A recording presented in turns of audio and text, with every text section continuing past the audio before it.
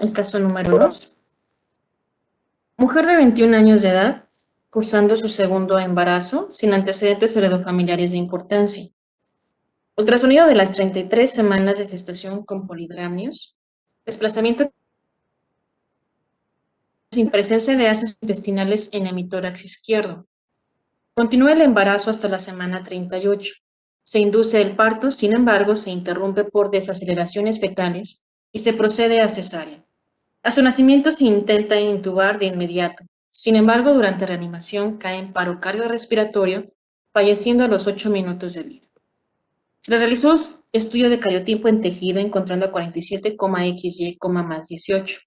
El estudio de necropsia encontró ascenso de intestino, estómago, vaso y lóbulo hepático en mi tórax izquierdo, obstrucción de la tráquea en la región subglótica e hipoplasia pulmonar izquierda. ¿Algún vocablo que no reconozcan?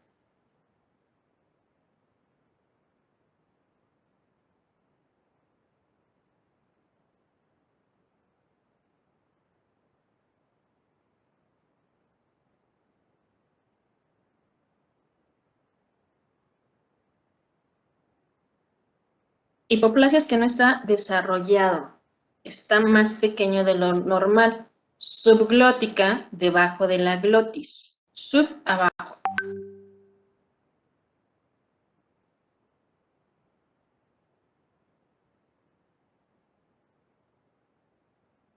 ¿Algún otro?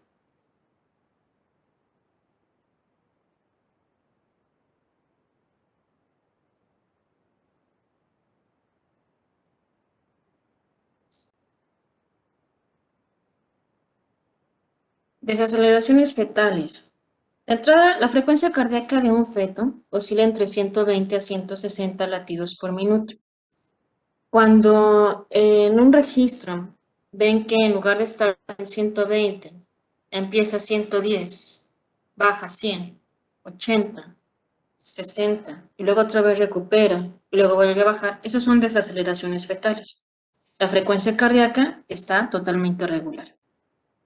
¿Algún otro?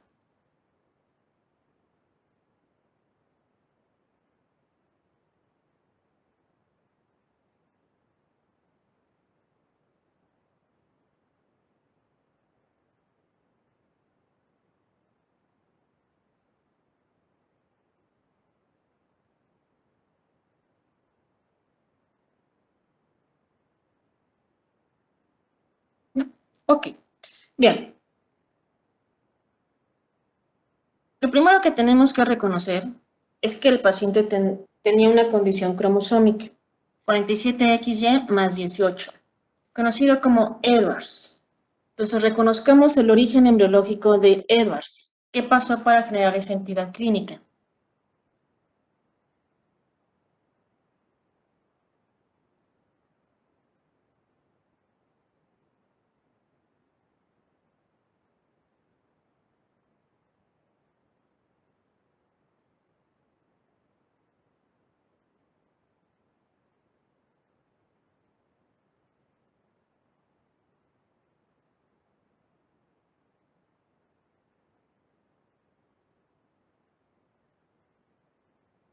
Error no disyunción, meiosis 1 de mamá. En el caso de Edwards, hay una discreta predominio de error no disyunción, meiosis 2 de origen materno.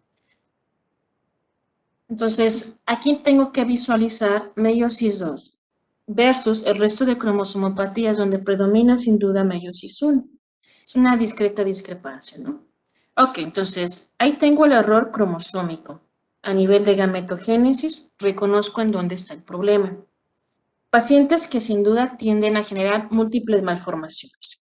En este caso, el hallazgo prenatal coincidió con el hallazgo postnatal.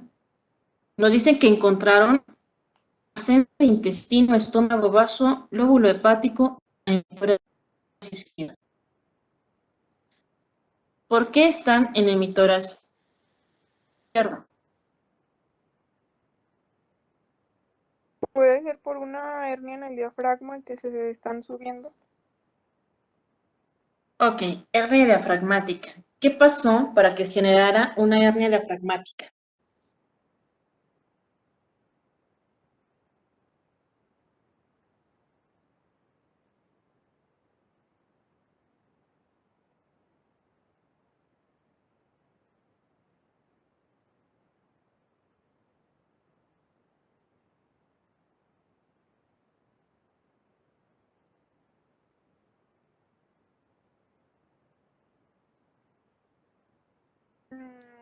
Los, los que eran los pliegues para el diafragma no se fusionaron completamente y quedó el hueco. ¿Cuáles? Los mioblastos no se fusionaron. Esas son las células nada más. ¿Cuáles son los tres elementos que necesitan fusionarse para formar un diafragma?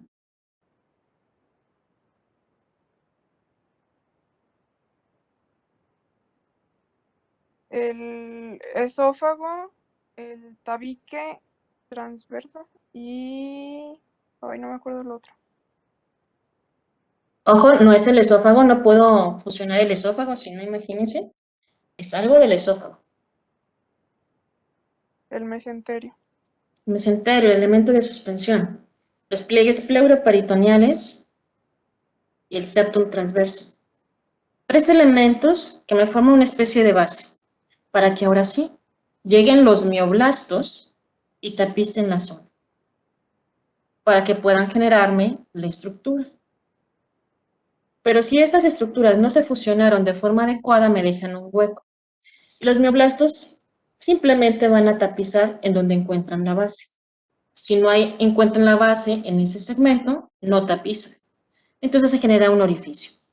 De ahí que las asas intestinales, incluyendo otras estructuras, lograron el ascenso hacia la estructura torácica. ¿Por qué el pulmón izquierdo no se desarrolló? Está subdesarrollado.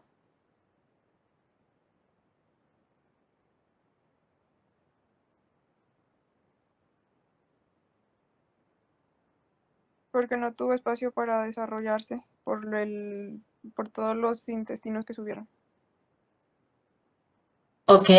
¿Cuáles eran los tres elementos fundamentales para permitir el desarrollo, el crecimiento del pulmón?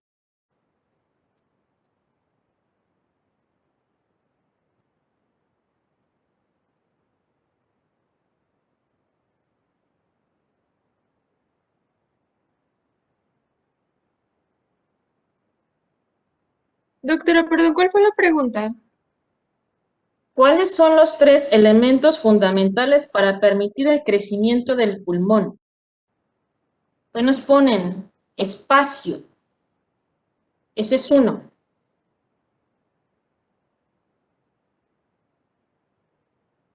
La llama pulmonar me ayuda para el surgimiento. ¿Cómo le hago para que crezca? Llevo dos. En este caso, el espacio se ve condicionado de forma significativa. No podemos decir el líquido amniótico, porque hubo polidramnios. Era demasiado el líquido en realidad. El problema en realidad fue el espacio. Por eso el pulmón izquierdo quedó subdesarrollado o hipoplásico. Nos dice obstrucción de la tráquea. ¿Por qué quedó obstruida la tráquea?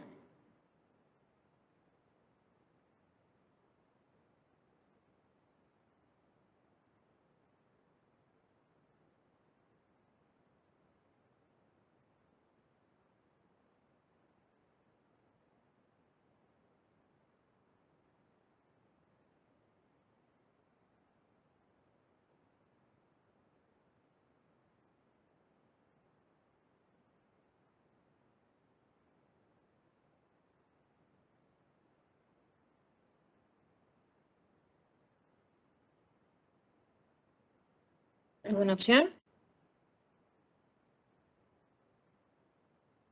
Doctora, lo de la atresia era por, ¿cómo se llama? Por otra cosa, ¿verdad? No tiene nada que ver. ¿Cuál atresia? La que esofágica. Por ejemplo, aquí no menciona nada de eso. No menciona Entonces que no lo puedo haya decir, una ¿verdad? atresia traqueoesofágica, tal cual el nombre me lo ha dado. No me dice atresia traqueoesofágica. Pero tenemos el polidramios, es por eso que se presenta la atresia, ¿no? ¿Pero hay qué?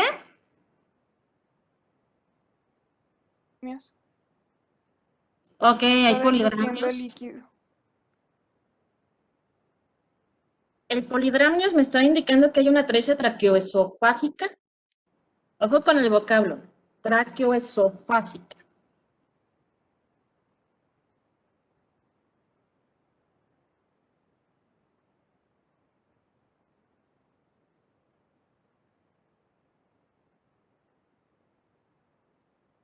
Una atresia de esófago. No tengo evidencia de una atresia de esófago. Lo que tengo evidencia es que justo abajo de la glotis está obstruido.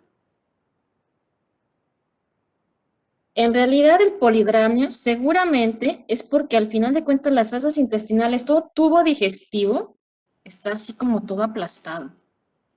Entonces no le permite la deglución de forma adecuada, es decir, lo que está deglutiendo tendría que estar pasando, no se lo está permitiendo. Pero hay una obstrucción subglótica. Entonces a lo mejor sí hay una atresia, pero no traqueoesofágica. ¿En dónde estaría la atresia?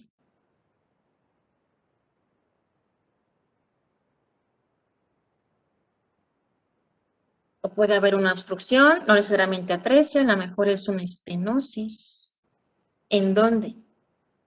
En la tráquea, ahí nos dice. Subglótica. Justo debajo de la glotis. ¿Qué hay debajo de la glotis? La continuidad con la tráquea. A ese nivel tengo una disminución de la luz, lo cual condicionaría también el que haya respondido de forma adecuada a una maniobra de reanimación donde incluso hasta lo intubaron. Por eso no respondió y tarde o temprano iba a fallecer.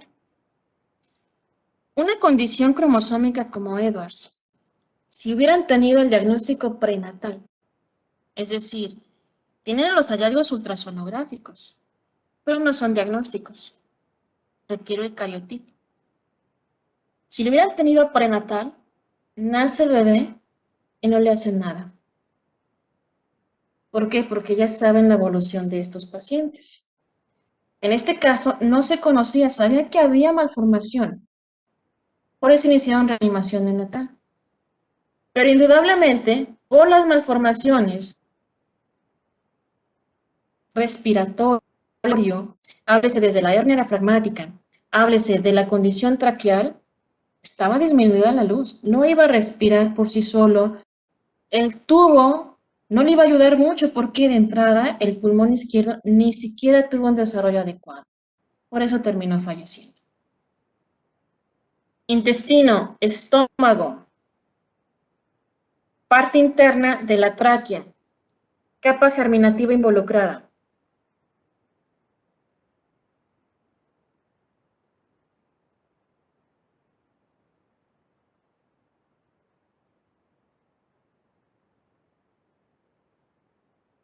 Endodermo, cubiertas. ¿De qué está rodeado? La tráquea, el estómago, el intestino. ¿Qué lo rodea? Capa germinativa. Mesodermo de la placa lateral, doctora. Bueno, la De porción la placa muscular lateral. escapular. Ok. ¿Cuál hoja? Tengo dos. Hoja ¿Es esplácnica. plácnica o somática? Es plácnica, exactamente. Ahora, no había espacio para que el pulmón se expandiera. Entonces, seguramente la cavidad pleural estaba muy limitada. ¿Quiénes están delimitando la cavidad pleural? ¿Qué tejidos?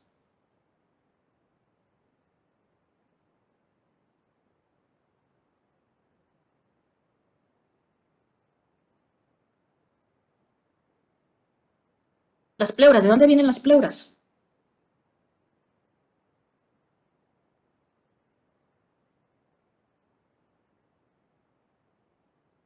Del mesodermo esplácnico era la visceral y del somático la parietal.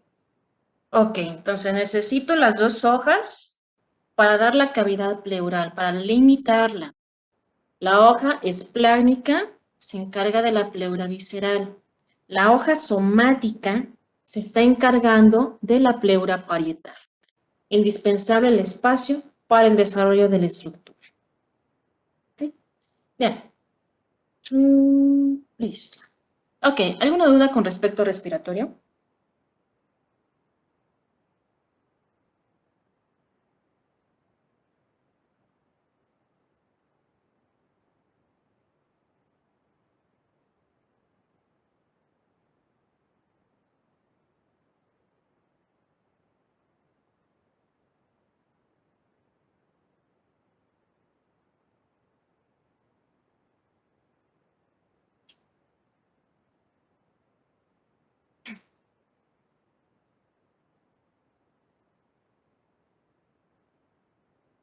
Yo, doctora, FGF10 era importante para inducir las llamas iniciales, pero había Ujú. otra función que tenía y no me acuerdo cuál era, perdón. A nivel pulmonar, no. FGF10 nada más me va a inducir la yema pulmonar. Va a participar, de hecho, son unas inducciones del mesodermo de la placa lateral de la hoja esplágnica. Hay otras funciones a otros niveles, no a nivel respiratorio, a nivel de extremidades, me refiero. Una vez que se genera la yema pulmonar, ya no participa de FGF10. Yo necesito NKX 2.1 y necesito SOX2 para dividir la estructura y todavía para seguir induciendo la ramificación de los bronquios. Pero la función de FGF10 termina al inicio prácticamente. Si no llega FGF10 o ya está la participación y ya no la requiero, necesito que Sonic junto con Glee le estén eliminando o estén modulando su actividad. ¿Más o menos?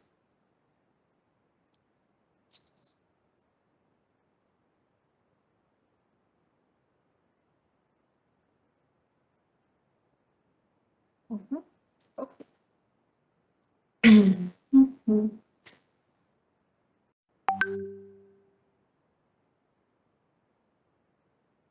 Ok, continuamos con planeación. Otra subdivisión del último capítulo, el tema 10, es el aparato urogenital. En aparato urogenital, de entrada son como dos sistemas que se correlacionan en su origen a nivel embriológico. Un segmento es el sistema genital o la zona genital y el otro segmento vía urinaria como tal. Pues, el objetivo del tema es que reconozcamos que están muy relacionados. De ahí entonces una alteración en el sistema urinario puede también condicionar el adecuado desarrollo de las genitales. Y es muy importante desarrollar las estructuras genitales, porque aquí se desprende un capítulo muy grande de los trastornos de diferenciación sexual, que aquí no únicamente nos enfocamos a las condiciones anatómicas. Eso que en algunos textos mencionaban como hermafroditismo, pseudohermafroditismo, hermafrodita verdadero o falso, etc. Como TDS, trastorno de diferenciación sexual, cuyo origen es anatómico. En esas condiciones tenemos un origen a nivel prenatal, unas modificaciones desde etapas iniciales del desarrollo.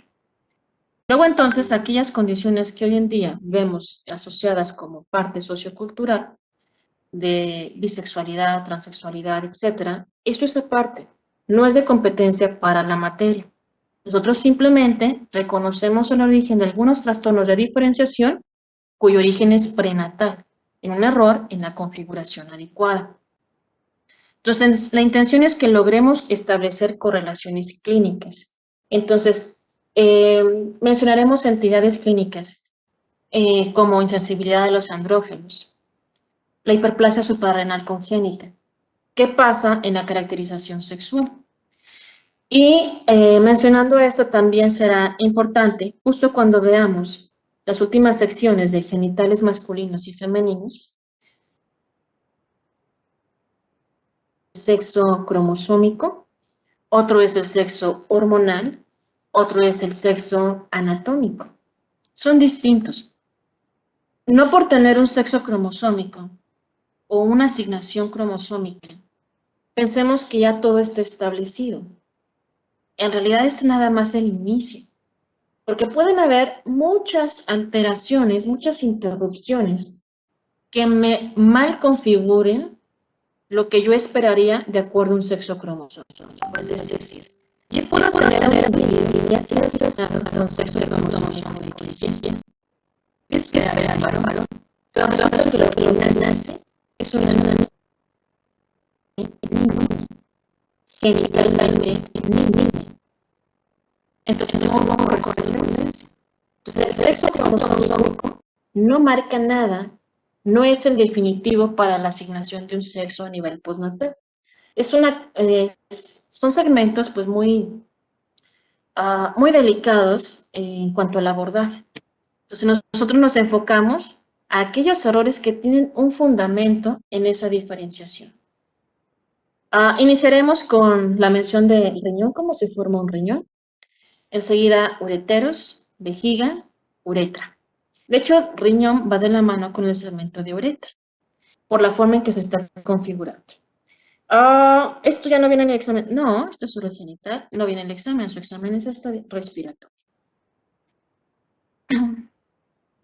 Luego, entonces, si yo veo esta imagen, es el embrión, hago un segmento, diente, vendrá, no vendrá diente. Regreso a urogenital. Este es un segmento, estoy haciendo un corte a través de la línea punteada para obtener la imagen de la derecha. En esta imagen voy a reconocer las estructuras iniciales del sistema urogenital.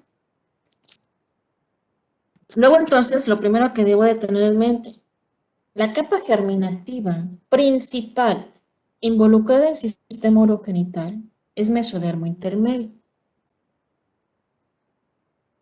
Estructuras. ¿Por qué? Porque resulta que el sistema urinario pues trae a la vejiga, pero la vejiga es un segmento del alantoides. Entonces, alantoides es endodermo, vejiga tiene componente endodérmico. Entonces, no por ser sistema urogenital un derivado importante de mesodermo intermedio, tenga exclusividad. Tengo que reconocer que hay algunos segmentos que necesito visualizar de dónde vienen para poder entender que aparte del mesodermo intermedio, puede tener otra capa germinativa aquí involucrada, como es el caso de la vejiga. Entonces, lo primero que nosotros vamos a reconocer, haciendo uso por ahí de esa imagen, es esta zona. Esta se llama cresta urogenital. Tiene dos segmentos. Lo de adentro, lo que parece como una llantita, se llama cordón nefrogénico. Y lo de acá afuera, esta es la cresta gonadal. Y en el nombre llevan lo que van a configurar. El cordón nefrogénico me va a dar el sistema urinario. Si yo lo viera lateralizado un perfil del embrión, el cordón nefrogénico tendría un trayecto longitudinal. La cresta gonadal me va a dar el sistema genital. A partir de aquí se formarán las gónadas. Es aquí donde tienden a depositarse las células germinales primordiales. Esas que reconocíamos que venían desde el saco vitelino, el mesenterio del esófago y depositan en la cresta, es hasta aquí, hasta esta zona.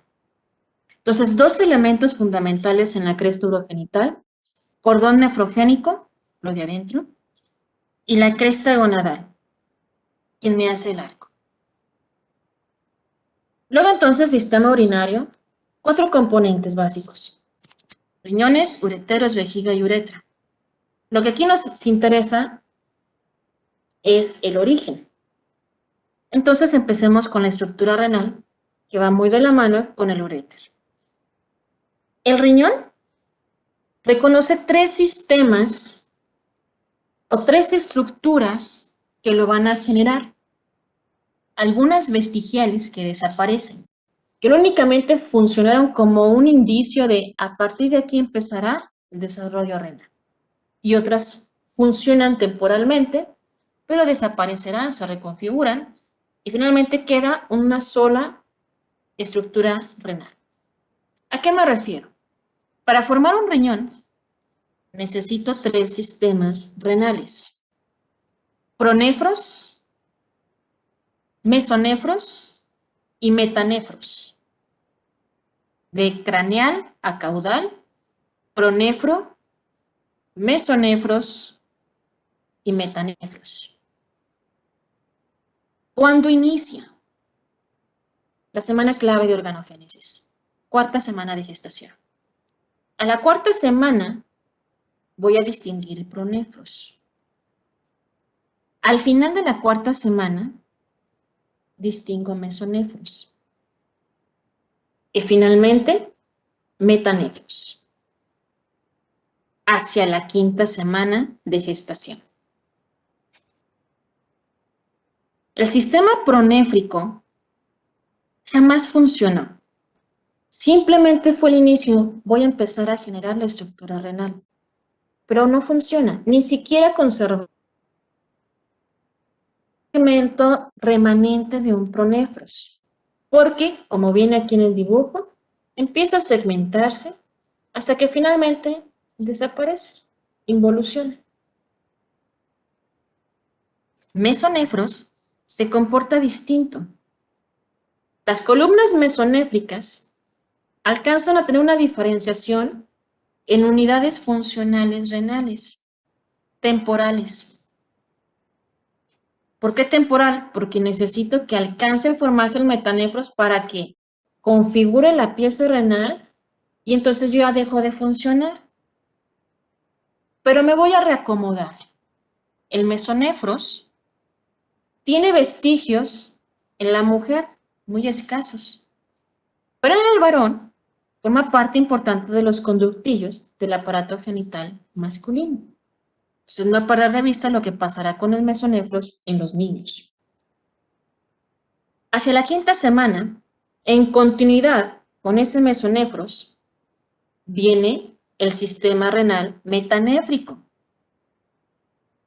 Del metanéfros surgirá el riñón definitivo. Que el mesonéfros viene a desembocar a través de uno de sus conductos hacia el alantoides. El alantoides es endodermo. Justo aquí, donde desemboca, ¿qué estructura va a generar? ¿En qué se va a diferenciar este pedazo?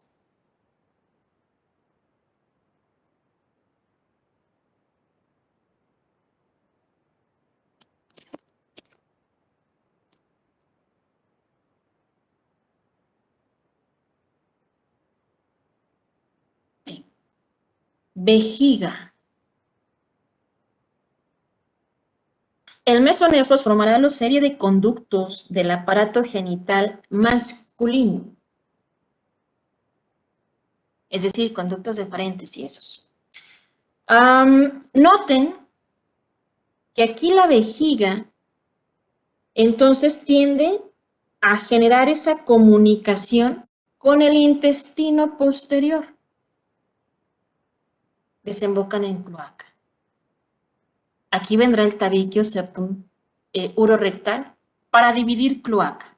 Y entonces ahora sí, esta porción de vejiga que se conectó con el mesonéfros se perpetúa y estará separada del intestino. ¿El mesonéfros en hombres es vejiga? No. La vejiga en hombres y mujeres tiene su componente alantoideo. En hombres y mujeres, el mesonéfros comunica hacia vejiga. En la mujer, la mayor proporción de los conductos mesonéfricos degeneran, excepto el que comunicó a la vejiga. En los hombres, estos conductos se reacomodan hacia la serie de conductillos de genital masculino.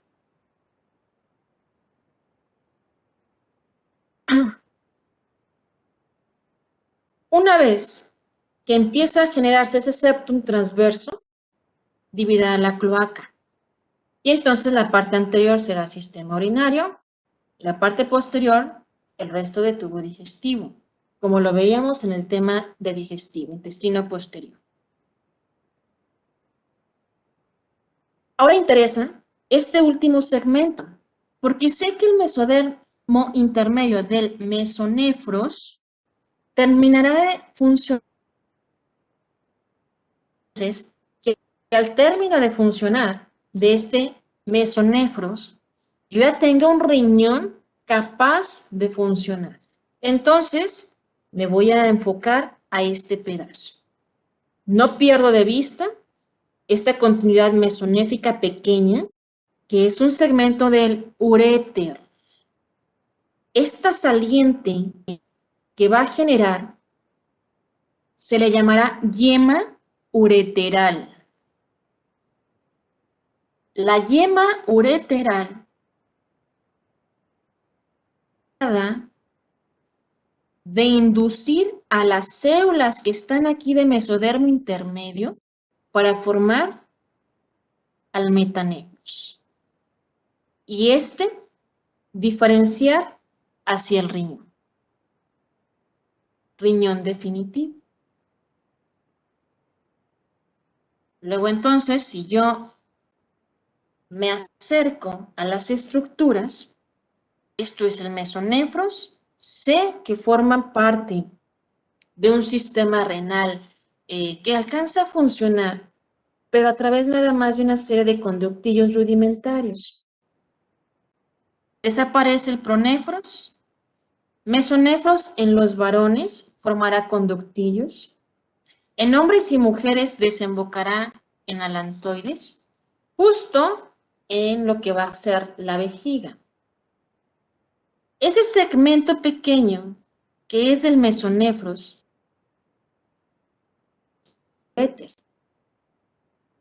generará una saliente, un divertículo que empezará a inducir al mesodermo intermedio que está aquí, llamado metanefros. Si yo me acerco a este segmento, me encuentro este. Este es el conducto mesonéfrico que quedaba acá arriba. El que se va a comunicar ¿con quién? Con la vejiga. Es la yema ureteral, la saliente que ha salido. Esto de células es mesodermo intermedio, que se configura como metanefros, y es la yema ureteral quien empezará a ejercer función hacia el blastema metanéfrico. Y en esa función, lo primero que hará es bifurcarse, dividirse,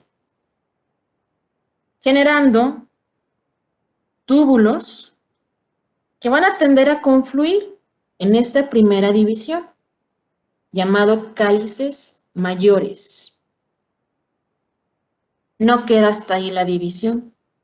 Seguirá segmentándose las porciones distales. Otra vez se dividirán y me van a generar los cálices menores.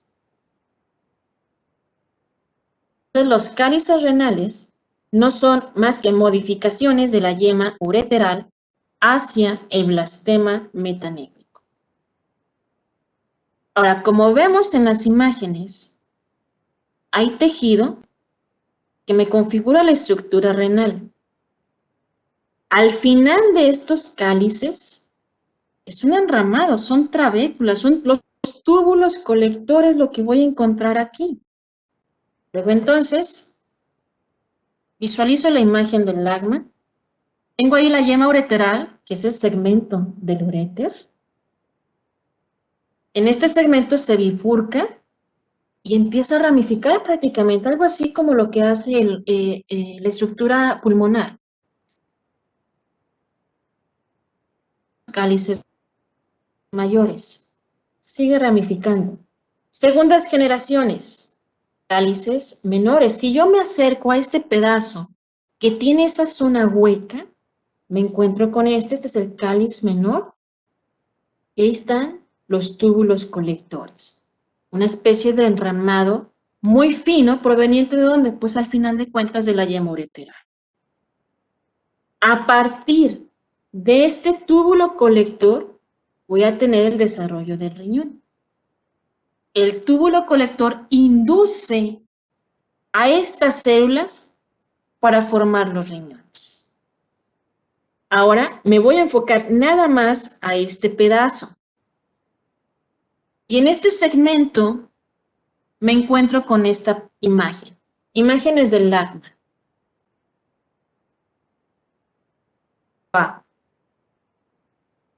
Un pedazo de lo que se veía en la imagen previa de túbulo colector es esto, lo que se ve en amarillo.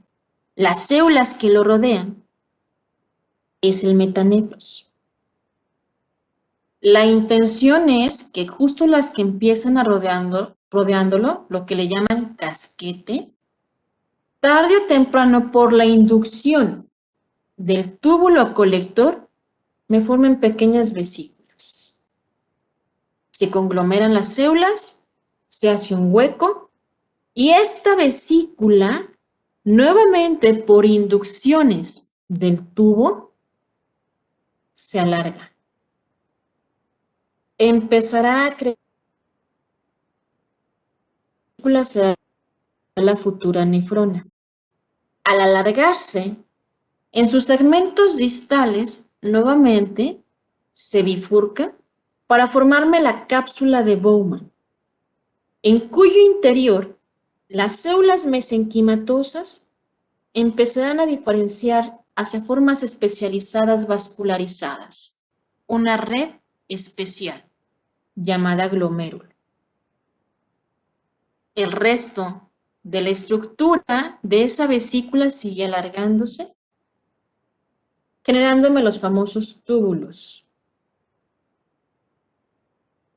Formarán acodamientos y hay uno más grande, largo, será reconocido como asa de Henle.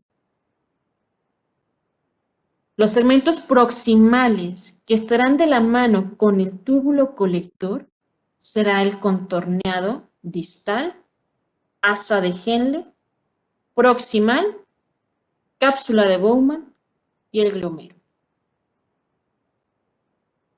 ¿Cómo se llamaba la red especial? Glomérulo. La unidad fundamental de un riñón es la nefrona y dentro de la nefrona reconozco el glomérulo.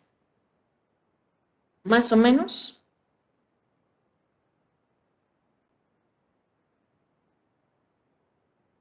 Doctora, Mande. perdón, lo que tenemos, o sea, entre neurona a cápsula de Bowman Neurona es lo no. del túbulo perdón, Bowman. Distal hasta, es que me confundí poquito en la Entrada. ubicación del túbulo contorneado y eso. De entrada necesitamos quitar la palabra ahorita neurona porque el vocablo es nefrona. Neurona es sistema nervioso. Nefrona es urinario. La nefrona se alarga. La porción distal es la que se va a bifurcar para formarme la cápsula de Bowman. Las células internas van a diferenciar hacia la red glomerular. El resto de la nefrona que sigue alargándose me va a configurar la serie de túbulos contorneados. Que está justo hacia el túbulo colector, es decir, el que lo comunica, es el contorneado distal. El nombre de distal y proximal van en correlación con la cercanía hacia la porción glomerular. Este entonces es el distal. Este es el asa de Henle y el que está más cerca de la porción glomerular es el túbulo contorneado proximal. Este pedacito será el proximal, la pequeña asa que todavía no termina de crecer y el distal. ¿Más o menos?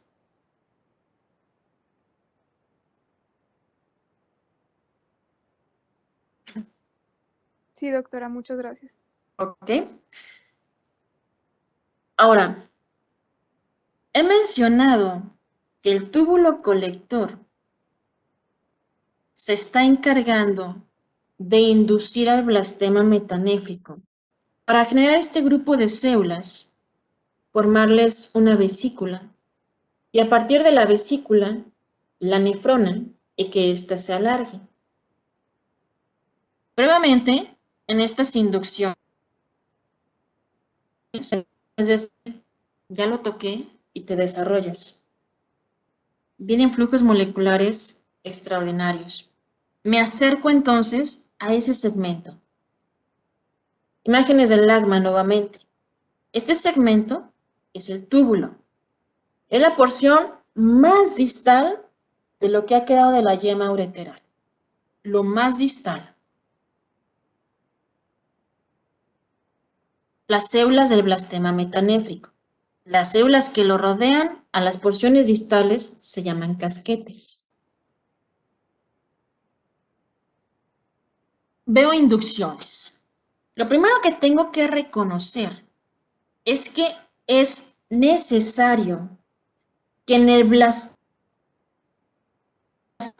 metanéfrico tenga activo a WT1. WT1 no es el mismo que WNT. Son distintos grupos moleculares. WT1 se expresa a este nivel nada más en el mesénquima. ¿Para qué? Necesito que se exprese para que el tejido mesenquimatoso, el tejido metanéfrico que está aquí, pueda responder a las señales que le van a estar enviando las porciones distales del túbulo colector. Si no hay WT1, por muchas señales que envíe el túbulo, no va a responder. Entonces yo necesito que esté ahí WT1. Tengo otras moléculas aquí, GDNF, HGF. Factor neurotrófico derivado de células gliales. Factor neurotrófico derivado de células gliales. Factor de crecimiento hepatocítico o de hepatocitos. Nombres bastante curiosos que no hacen alusión al órgano. Este es riñón, no perder de vista. Estos lo que van a hacer, de entrada serán producidos por el mesénquima que está aquí. Su intención es favorecer el crecimiento en zonas distales, obviamente, de la yema ureteral. Es decir, favorecen que el túbulo siga creciendo. Para que logre establecer contacto con el blastema metanéfrico, quien tiene obligadamente que tener WT1 para que responda a las señales. ¿Cuáles señales? Del túbulo colector se está liberando PMP7 y factor de crecimiento de los fibroblastos 2. Estos, al liberarse, van a hacer que el blastema metanéfrico siga proliferando, se mantenga, para que esté listo para formarme un cúmulo de células y posteriormente vengan otras señales para formarme a la nefrona. Entonces, estas primeras señales lo único que hacen es mantenerse. Son señales de proliferación que me aseguran que la estructura debe mantenerse. Debe de estar lista para las siguientes señales que van a culminar en desarrollarme la estructura de nefrona. Una vez que yo ya tengo esta primera señalización, me ubico en la imagen del inciso B. El colector sale WNT9B, WNT6. Lo mismo acá. Ojo, aquí sí es WNT. WNT9B, WNT6. ¿Para qué? Las células del blastema metanéfrico aquí ya están listas, han expresado arduamente WT1, han proliferado gracias a señales de moléculas previas, GNFs, HGFs, están listas estas células. Al recibir estas segundas señales moleculares desde el túbulo, el blastema metanéfrico va a expresar PAX2, y WNT4. Señales fundamentales para que esas células que había preparado previamente formen una vesícula. Es esta vesícula la que empezará a alargarse y configurarme en su segmento distal, la cápsula de Bowman, en sus segmentos tubulares, los asa de Henle proximal. Y las células mesenquimatosas que estarán en la parte hueca de la cápsula de Bowman se van a diferenciar hacia la red glomerular. Pero para que todo eso hubiera ocurrido, necesité todas las señales del inciso A. ¿Más o menos?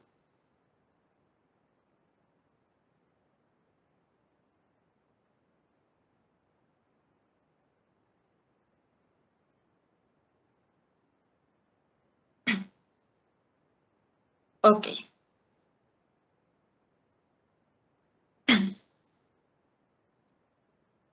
Luego entonces, en este momento hemos generado un túbulo urinífero. Vamos a denominar túbulo urinífero a la estructura configurada por nefrona y túbulo colector.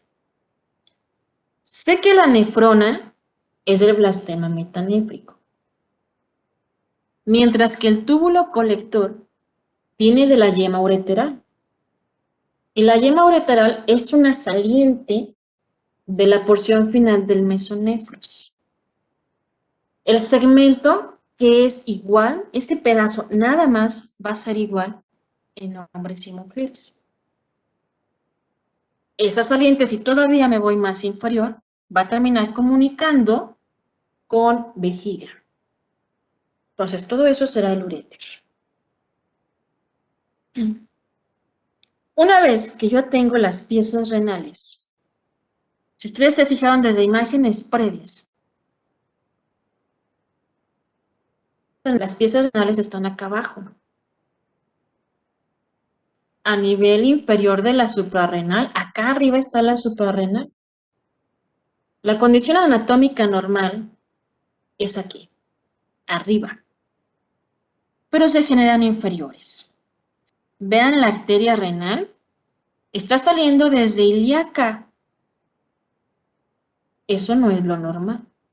Sale desde la aorta, desde acá arriba. Entonces, necesita ascender la estructura renal. En ese ascenso, ¿quién le ayuda? Precisamente las estructuras vasculares. Al inicio, efectivamente, son ramas inferiores, como lo vemos en el diagrama del Moore. El producto empieza cada vez más, habrá más espacio en zona superior y asciende. En cierta forma, son jaladas por las estructuras vasculares. Pero ¿qué pasa? Vemos aquí en el diagrama. Llega un momento en que desde la propia estructura aórtica se están desarrollando estructuras renales, pues transitorias. La línea punteada me está indicando segmentos que empiezan a desaparecer, pero la estructura renal no se queda sin irrigación. Ya cuando desaparece uno, yo ya sé que hay una estructura renal ya que me lo va a empezar a nutrir. Todavía no llega al sitio definitivo. Sigue ascendiendo hasta que topa con la glándula suprarrenal. ¿Qué pasó con las arterias renales previas? Involucionaron. De tal forma que se queda la irrigación nada más justo inmediata inferior, valga la redundancia y decir nada más en la parte de abajo de las suprarrenales. Hasta ahí es el viaje de los riñones. Conforme ascienden, ¿qué le está pasando al uréter? Se alarga. De tal forma que su configuración no haya sido nada más ese pequeño pedazo que veíamos en imágenes previas, sino se alarga. hasta obtener la disposición a la distancia para lograr embonar perfectamente a nivel que coincida de las suprarrenales. Y en ese ascenso, importante la estructura vascular. Obviamente, la posición definitiva es de etapas muy tempranas. A las 9 semanas de gestación, es decir, ya terminé el periodo embrionario, ya lo terminé de configurar, ahora posiciónalo. A partir de la 9 semana o la 9ª semana, los riñones ya están justo debajo de las suprarrenales. Los riñones a la 9ª semana, entonces, ya también tienen su sistema de vascularización proveniente directamente de secciones superiores de la aorta, no en región inferior a nivel ilíaco, como se había generado al inicio de su configuración. Un feto de término, es decir, al final del embarazo, prácticamente la posición está estable, la función renal es más estable, hay una configuración de nefronas bastante considerable, cada riñón aproximadamente 1.8 a 2 millones de nefronas, extraordinaria configuración. Pero a partir de ese momento no es cuando funcionan desde antes. De ahí que nosotros lo hemos mencionado, que es un componente importante en el recambio del líquido amniótico. La filtración glomerular, así muy incipiente, es precisamente cuando ya están depositados debajo de las suprarrenales. Obviamente no esperemos que en ese momento formen parte del recambio. Empiezan poco a poco a funcionar. De tal forma que hasta después de la semana 20, entonces ya forman ese recambio, como lo hemos visualizado por ahí en clases previas. Luego entonces, una vez que hemos configurado riñones, podemos encontrar muchas patologías en la pieza renal. Mencionar.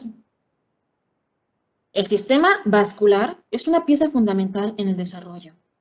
Hay condiciones anómalas en donde, en lugar de seguir desapareciendo las arterias renales que habían estado en zonas inferiores, se van perpetuando.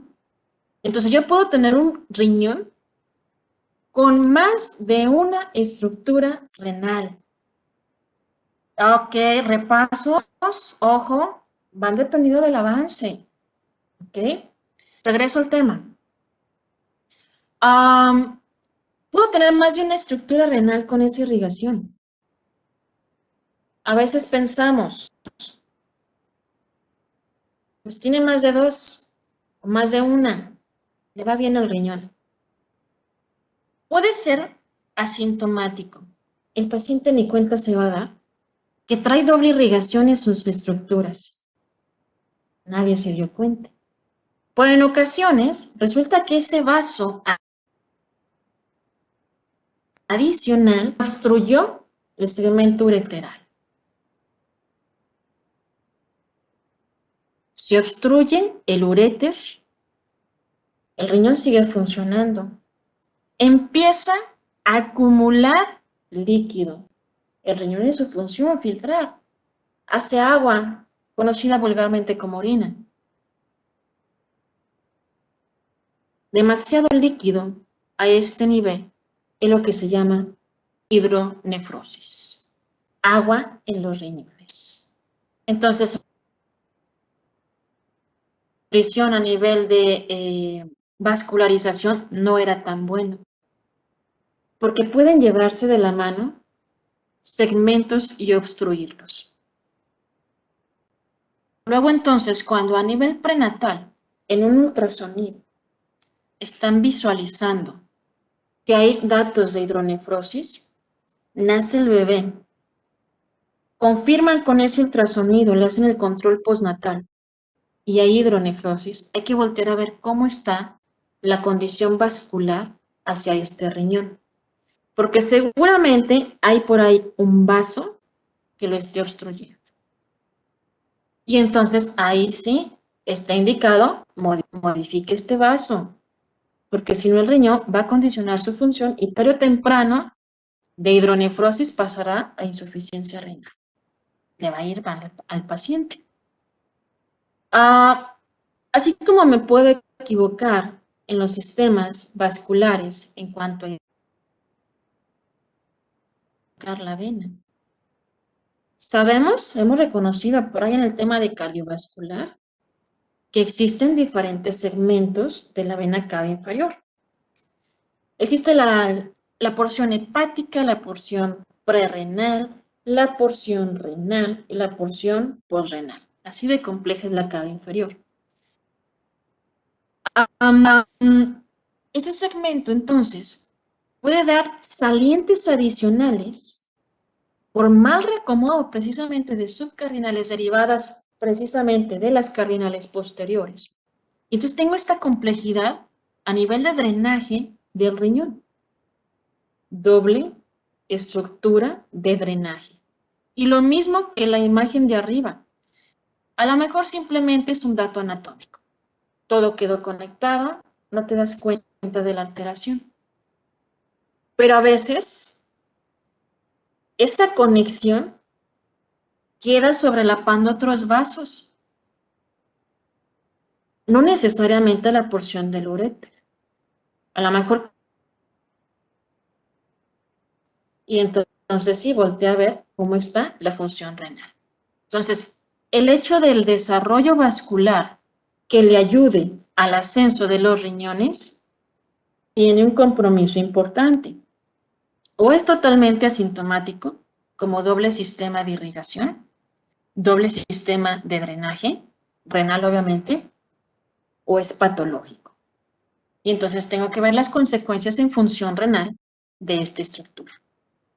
Escucho. Si se presenta la hidronefrosis por rupturas de drenaje, o sea, por dos venas, ¿Perdón? o nada más es específica de las arterias. Dependiendo, si la vena también ocluyó el uréter, también puede haber hidronefrosis. En este caso estamos mencionando que se obstruye. El nombre de la patología se llama así, hidronefrosis. Cuando hay doble sistema arterial, hablamos doble irrigación o doble sistema vascular a nivel renal. En el caso de doble vena, es doble sistema de drenaje renal, así se llama. Bien, aquí condicionando hidronefrosis, obviamente, bajo un error embriológico. En un paciente adulto también puede haber hidronefrosis. Nacer bien y luego hizo hidronefrosis. ¿Por qué? Pues porque a lo mejor en vía urinaria es relativamente frecuente configurar litos. Entonces puede haber un lito que me obstruya de forma significativa la región ureteral y el riñón empezará a seguir funcionando, pero acumulará el líquido y nuevamente hidronefrosis. Pero esa causa es a nivel postnatal por la generación de un lito o de una famosa piedra. Lo que llaman como litiasis renal. La imagen de la izquierda me habla de condiciones anatómicas. Empiezo del lado derecho. Son piezas renales. La imagen en la pieza, literalmente, y las imágenes mediante estudios de imagenología, valga ahí la redundancia del vocablo, bajo series de resonancias y ultrasonido, parte de abajo. No se pueden formar litos en etapa intrauterina. Si estamos pensando en litos del paciente, el lito tiene un componente multifactorial, porque como se cae bastante el ambiente. En el caso del feto, no. A menos que tenga un problema también, por ejemplo, Williams. Williams es un síndrome que tiene problemas con las paratiroides. Es una condición cromosómica de lesión del 7, bueno. Y tiene problema de paratiroides. Paratiroides también me controla los niveles de calcio. Entonces, este paciente tiene una predisposición a generar litos por todos lados, entre ellos la vía renal. Pero es por una condición adicional que tiene el paciente, problema con paratiroides. ¿Ok? Entonces, bajo condiciones aisladas, no tiene por qué el feto hacer un lito. Pero si tiene un síndrome, si es otra cosa, entonces sí va a hacer litos, pero por la comorbilidad asociada. ¿Voy a entender más o menos? Sí, doctora, gracias. ¿Ok? Veamos la imagen de la derecha. Son piezas renales, obviamente, ¿no? La imagen inferior es el acercamiento a una pieza renal. Es un ultrasonido. Y la de en medio, estas son las piezas renales. No tienen la imagen clásica de la anatomía normal. Si ustedes la comparan, una pieza renal normal, una pieza anatómica normal, llama la atención que en estas imágenes presenten como bolitas. De hecho, se parece a la imagen de la placenta con mola, con cambios molares. Es muy similar, pero este es distinto. Estos son quistes exactamente. Son como esferitas llenas de líquido. El problema no es simplemente, pues son bolitas, son esferitas. El problema es de que ocupan unidades funcionales renales, es decir, desplazan la zona donde debería de estar bien configurada la nefrona. Entonces la función renal de esta estructura se ve comprometida. Los quistes renales, hay dos entidades clínicas, lo que le llaman poliquistosis renal, ¿no? Una, donde el paciente nace con los quistes, las formas congénitas, que son las de interés en la embriología. Imagínense, nace este bebé, pues no filtró nada durante etapa prenatal. Todo el líquido ahí estaba acumulándose, entonces el abdomen distendido, pero no por daño renal, por daño hepático, perdón, por daño renal. No funcionaron sus riñones. Nace con ascitis, un abdomen enorme por acumulación de líquido. Linfedema, acumulación de líquido en extremidades, pero no por drenaje linfático, por los riñones. Los quistes congénitos a nivel renal tienen muy mal pronóstico. Son mortales prácticamente. La función renal deteriorada. Si estos bebés de forma inmediata no se les hace un trasplante renal bilateral, se mueren. ¿Cuántos bebés adquieren un trasplante renal inmediato? Prácticamente ninguno. Por eso es la poliquistosis renal congénita, mal pronóstico, mortal. En cambio, el paciente adulto que tiene, no sé, 30, 40 años, empieza a generar quistes. A nivel molecular, precisamente con las moléculas del funcionamiento renal. Pero su fenotipo, su pronóstico será bueno. Al final de cuentas, ya tienes un funcionamiento renal. Los quistes no te van a condicionar todo el desplazamiento de las porciones funcionales. La poliquistosis renal en el paciente adulto le va bien. La poliquistosis renal en el paciente pediátrico neonatal le va muy mal. O sea, un linfedema tiene que ver con los riñones, puede ser de los riñones. Linfedema nada más es acumulación de líquido. El vocablo, sé que me habla de líquido linfático porque es la principal etiología. Pero también puede ser por una falla renal. Al final de cuentas, cuando ya verifico que esa acumulación de líquido en extremidades es secundaria a la misma falla renal, es cuando ya le cambio el vocablo y digo linfedema, esto es un edema de una paciente renal. ¿Tiene que ser bilateral el trasplante? Sí, porque el problema de poliquistosis renal en formas congénitas es bilateral. riñones están afectados igual, le quito uno y el otro está igual. Tarde o temprano me va a condicionar mal funcionamiento. Entonces necesitan ser los dos, distinto al paciente adulto. Por eso la poliquistosis renal en paciente adulto le va mejor, porque con uno que le cambies, él te logra compensar. El bebé no, es distinto. ¿Ok? Bien. La imagen de la izquierda, bueno, la vemos la próxima clase. Hasta ahí nos quedamos hoy. ¿Alguna duda?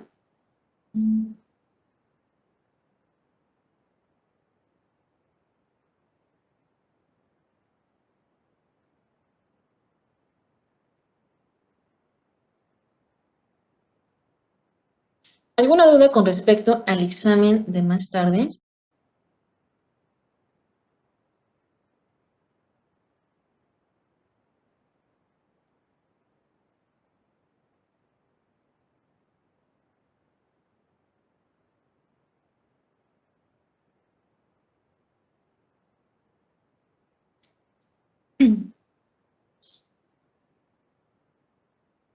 Recuerde que debe de estar conectado. Perdón. ¿Sí? Por ejemplo, es que estaba checando mis apuntes y todo, y yo tenía notado que los centros de condifricación ¿Corregir? iban a aparecer a la sexta semana, perdón, de gestación, pero después vi que lo tenemos anotado que también es a la quinta semana, entonces no sé si vinieron al examen que ponemos quinta o sexta.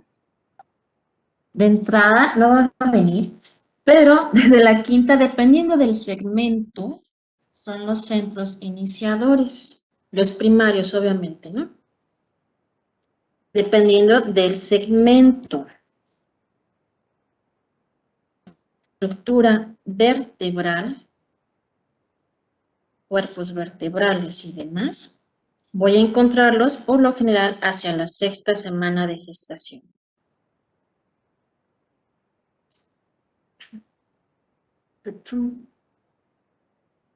Me ponen, ¿cuántas preguntas? 50. 50 preguntas. Gran parte están configuradas como casos clínicos. Hay imágenes, algunas asociadas con el caso, pero simplemente